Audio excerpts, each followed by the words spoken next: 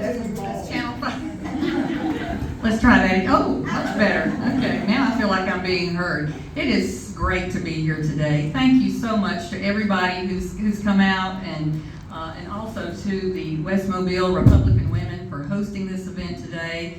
This is a great opportunity to get together, and I see so many friends and people that I've known for a long, long time. So just happy to be here and to share with you why, first of all, I've decided to run for mayor, what I believe makes me the most qualified candidate to serve, and also the priorities that I think that our city needs to move forward and address for now and for the future.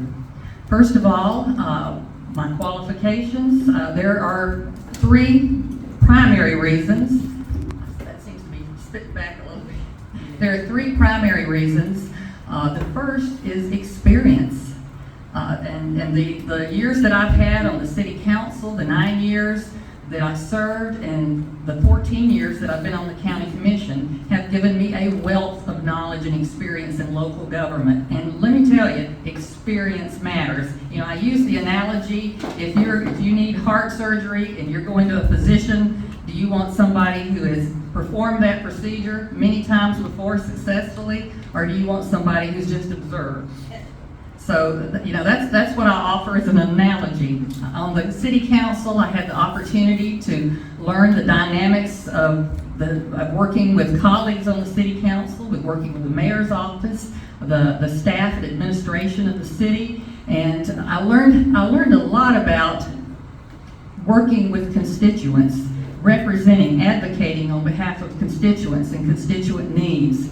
And that it was just a wonderful experience, and I loved every minute of it because I love people. I love working with people and trying to solve problems. You know, we can't solve them all, but I work hard to do the very best that I can. Learning to deal with contracts, ordinances, resolutions, and then moving over to the county commission. A lot dealing with budgets, city and county, but the county you actually help draft the budgets before you approve them. Worked on economic development projects. I have been at the table for every major economic development initiative that's happened in Mobile County for the last 2 decades. I was the only person that's currently in public office that was sitting at the table with Airbus when they made the decision to come to Mobile. So I've got a wealth of experience that I think will serve well and benefit the community to step into the position of mayor. And anybody who comes into the office is going to have a learning curve, but I think my learning curve is going to be very, very short. So I think another reason is relationships. You know, I have developed a lot of relationships over these many years, and that's with fellow elected officials. The city council, I have a great relationship with the current council. I have a wonderful relationship with my colleagues on the county commission. And the county and the city work very closely together, particularly on economic development projects. And so I think I'll offer that, and also results. That's the third reason. Because over these years that I've served in both jobs, I have had a lot of I've been blessed to be involved in a lot of projects that we have brought to fruition very successfully. And I think the reason for that is not only leadership style, but I think it is a persistence, a determination, and collaboration. I'll tell you right now, everything that gets attributed to my service on either city or county is not about me. It's about the people that I collaborate with, and that's staff members, it's community. You know, I'm very collaborative in my leadership style. I would like to work with boards and organizations and people through the community, because there's a wealth of knowledge and information and passion out there for the things that affect our city that people are interested in and want to get involved in. And I've always been able to harness that to help get things accomplished. And I see people sitting out here in the audience. My good friend Linda Ingram, she's been a part of one of the boards, the foundation that I formed, that's very successful at the Senior Center in helping with providing resources there. So, you know, I don't have to look far to see people that I've worked with.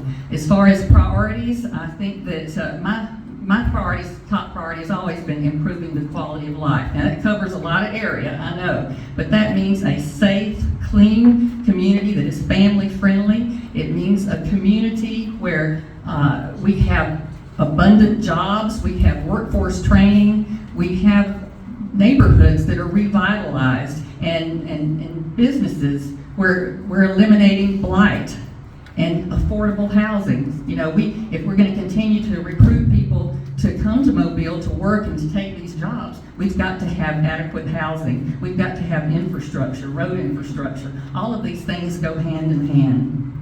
We've got to have, I think people want a community that where there are recreational opportunities, parks and sports facilities, recreational facilities, and I think, and also a focus on the arts and entertainment programming, and all of these things make a community that overall has a very balanced and positive quality of life, and make families want to move here. You know, that's the thing. We are competing with communities all across not only the state but the region and the country to bring families, and so we need to be our very best. I think beautification is another area which, you know, that's an area that's very important to me. When you come off of the Canal Street exit, when you're coming into Mobile, you know, off of I-10, what's the first thing you see?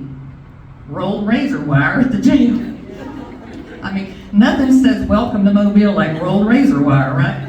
So, I mean, you know, it's not big expensive things, it's these little things. It's signage, it's wrapping, you know, trees with lights.